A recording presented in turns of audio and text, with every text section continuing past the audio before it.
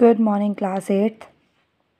Today we are going to start chapter 6 of civics, that is understanding our criminal justice system.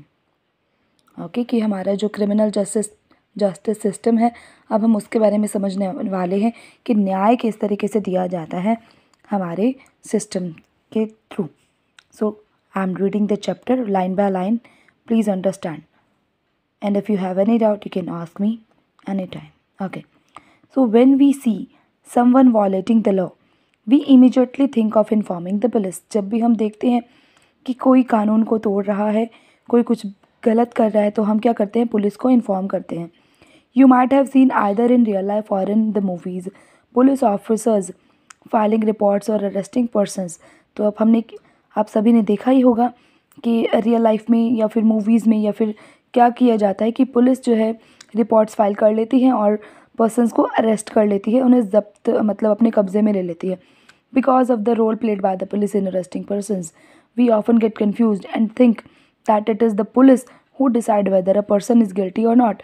और कई बार तो हमें, क्योंकि यहाँ पर सबसे ज़्यादा जो रोल प्ले कर रहा है वो पुलिस करे, भी उन्हें पुलिस को पता चला कुछ गलत हुआ, उन्होंने अरेस्ट कर लिया, तो हम ये कंफ्यूज हो जाते हैं यहाँ पर कि क्या पुलिस ही है जो ये सब डिसाइड करती है कि किसकी गलती है किसकी गलती नहीं है.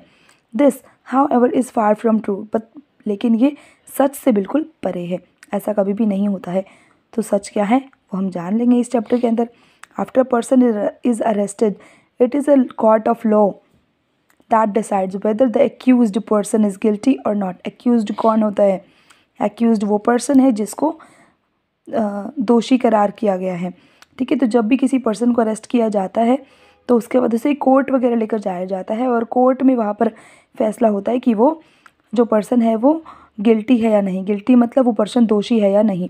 According to the constitution, every individual charge of a crime has to be given a fair trial.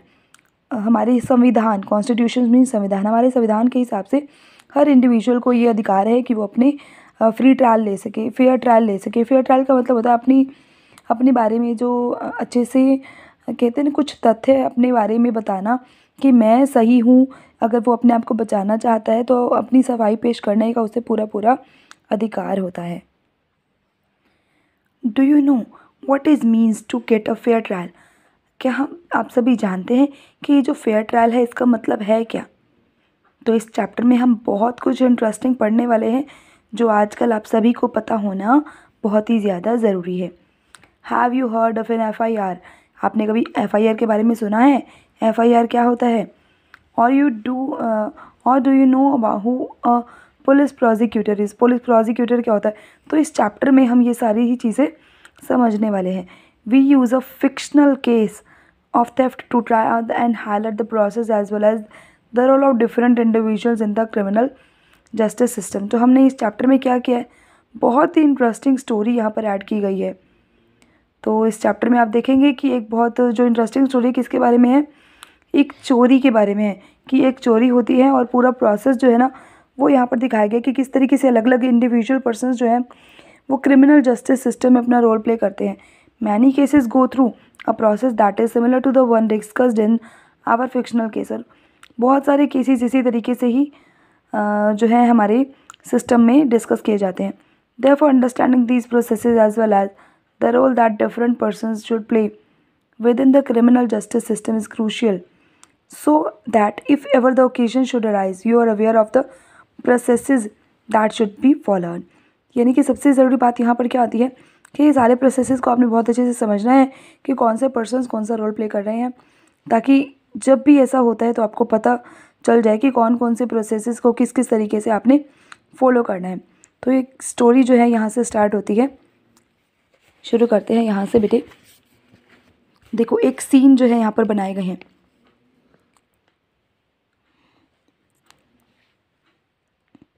8 जुलाई को 8706 यानी कि 8 जुलाई 2006 की बात है ये.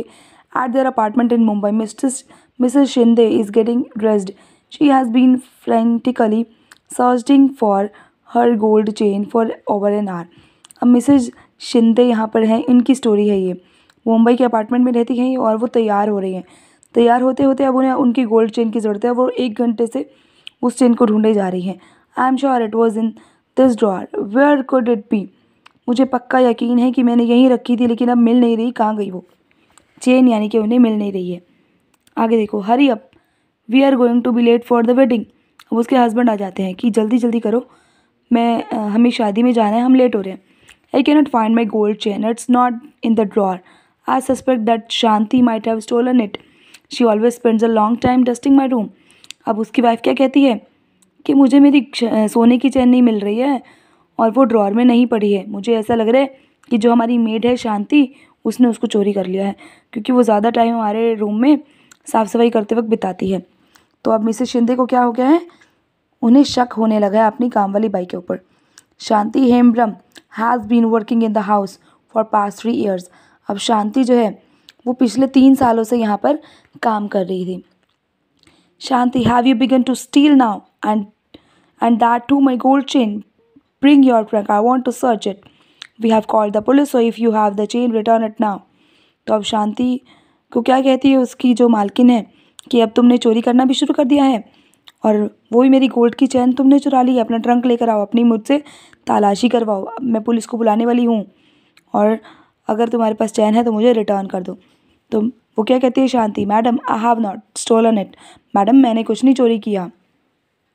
मिस्टर शिंदे सर्चेस शांति's trunk and finds an envelope with 10,000 rupees in it. He screamed at Shanti, saying that this is the money she has got from selling the chain. अब mister Shinde क्या कहते हैं कि शांति तुम्हारे ट्रंक को, शांति के ट्रंक को चेक करते हैं और देखते हैं वहाँ एक एनवेलप पड़ा है जिसमें 10,000 रुपये हैं। तो वो शांति के ऊपर चिल्लाते हैं कि 10,000 रुपये तुम्हारे पास कैसे आए? इसका मतलब यही पैसे तुमने हमारी चेन को बेचकर कमाए हैं। चैन को बेच के मतलब तुम्हारे पास ही आए हैं। साहब, my brother and I have been saving this money over the last 1 year. We want to buy a bull when we go to our village, madam I am innocent. अब शांति क्या कहती है कि साहब, मैंने ये सारे पैसे मैंने और मेरे भाई ने इकट्ठे किए हैं दिन रात एक करके, हमने, और पिछले 1 साल से हम ये पैसा इकट्ठा करने में लगे हुए हैं, क्योंकि हमने एक बुल खरीदना है गाँव में जाकर, और मैं इनोसेंट हूँ, मैंने कुछ नहीं किया है। Mr. Shinde has came to the police station. I have come to file an FIR. There has been a theft in my house. My maid Shanti had stolen my wife's necklace. अब mister Shinde क्या करते हैं, police station चले जाते हैं, वहाँ पर FIR करा देते हैं और बोलते हैं कि मेरे घर में चोरी हुई है और हमारी मेड ने वो चोरी की है, मेरी वाइफ का नेकलेस उसने चुराया है।